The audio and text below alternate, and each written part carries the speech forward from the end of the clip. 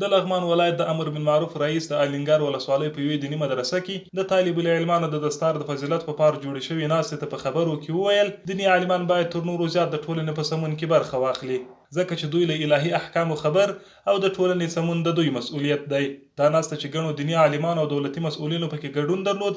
د یاد ولایت د امر بالمعروف رئیس طالب العلمانو ته په خطاب کې وویل ستاسو مسؤلیت اوس لا زیات شو چې ټولنې ته د الهي احکامو په رسولو کې نه ستړي کېدونکې هڅې وکړئ څو الهي احکام پلي او د شتمن کراتو مخه ونیول شي. هغه همدارنګه په فارغ شوي علماو غږ وکړ هغه څه چې مو زده کړل هیله د لومړی په خپلو ځانونو عملي کړئ او تر نورو خلکو یې ورسوئ. او زیاته یې کړه نن چې په داسې ارامه فضا کې راټول شوي یو دا د شل کلن اشغال پر وړاندې ستاسو د جهاد او د شهیدانو د وینو برکت دی.